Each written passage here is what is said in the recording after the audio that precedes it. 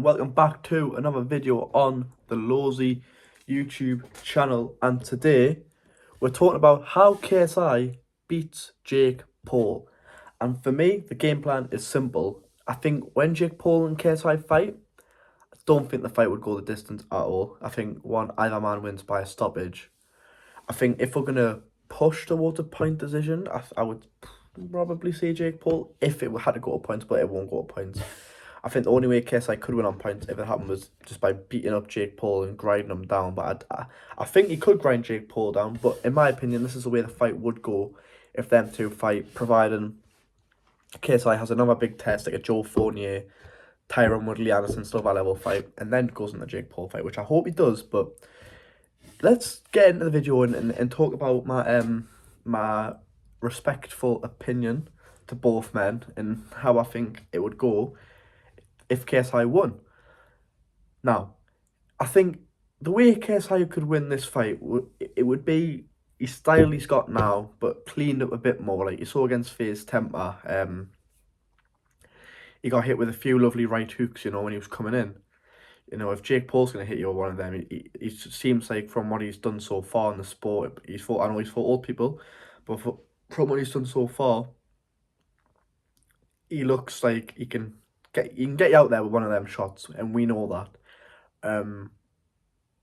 I think the FaZe Temper fight, I think KSI didn't show the respect that he would show Jake Paul.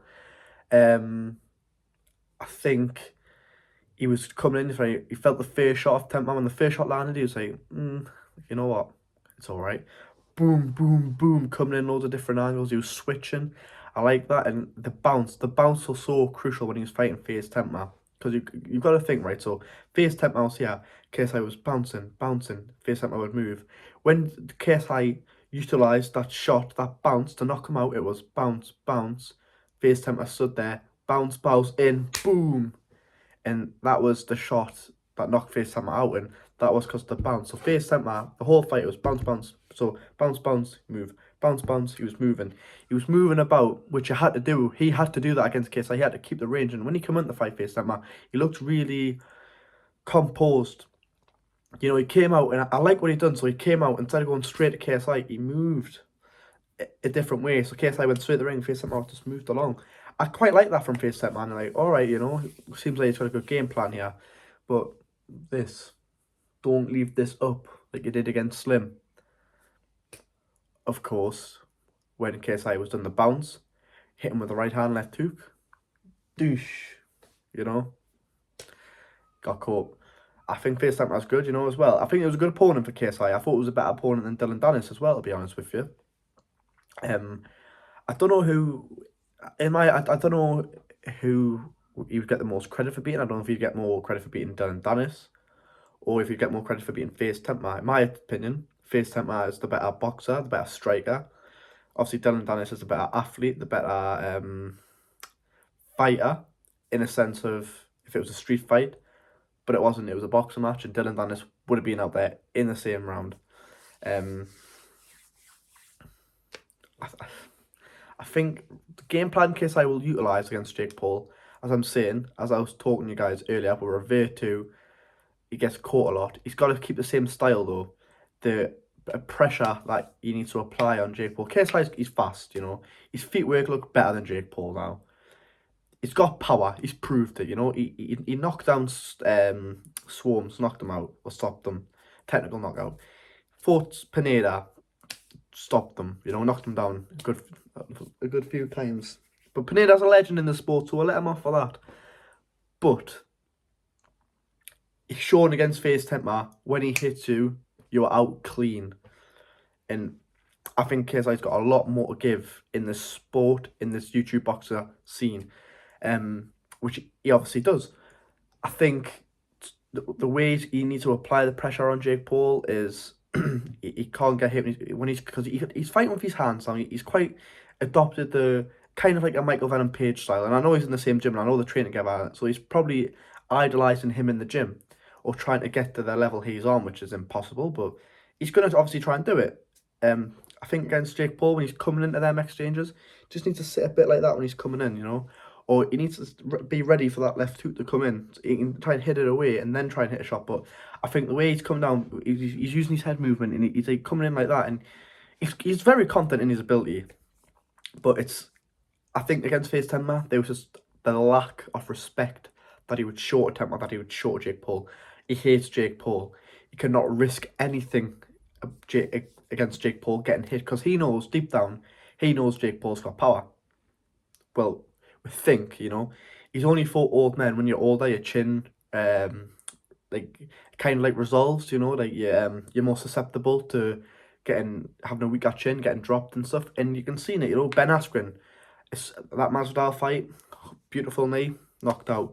His next fight after that was Jake Paul, one shot, out. And he was out on his feet. When he stood up, that fight couldn't have continued anyways. He was out. Then he moved on to Tyron Woodley. Didn't get Tyron Woodley out of there in the first fight. Hit him with some great shots. Second fight, a nice over, like a looping right hand. It was good right hand. Jake Paul can't punch properly, in my opinion. When you watch that, when you watch that Tyron Woodley's second fight, it was like it was just a weird shot. It was a great shot. Don't get us wrong, but it was a weird shot. It was a weird punch. Like, I've never seen a pro boxing fight where it's that type of knockout. And the way Woodley fell, and I was just like, I'm not saying he faked the fight, he got paid off. I'm not saying that. I believe he did knock him out. It was just a weird shot. And that's what I'm talking about, the susceptible stuff when you're older. And then Anderson Silva, he dropped Anderson Silva, didn't knock him out. I don't know how to gauge the temper of to gauge the power of Jake. And I think you can kind of gauge the power of KSI. He fought fresh people and he's dropping them and knocking them out and stopping them. And for me, that's how I think that's how you stop Jake Paul. I think you would knock him out. I think it'd be a really good fight as well. I think it'd go 3-4 rounds, maybe 5.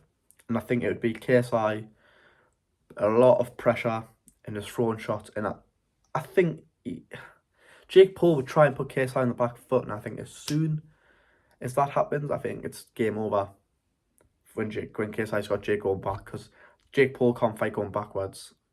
So, and I think you'll see that against Tommy. Could prove us wrong against Tommy Fury. Tommy Fury's going to have Jake Paul on the back foot, remember that. If he has Jake Paul on the back foot, then it's a long night for Jake. But we'll see what happens, guys. So my prediction is KSI would keep the pressure on and he would eventually wear Jake down and eventually stop him. And that's how I believe the Jake Paul KSI saga would end. There'll probably be a rematch clause. There'll probably be 2 fights with these men, unless one man just totally outclasses the other man for about 4 rounds, knocks him out, and it was easy. But it won't be a 90-10 fight. It'll be a 50-50 fight. But I'm excited for if it actually happens. If Jake Paul loses, it puts his fight back.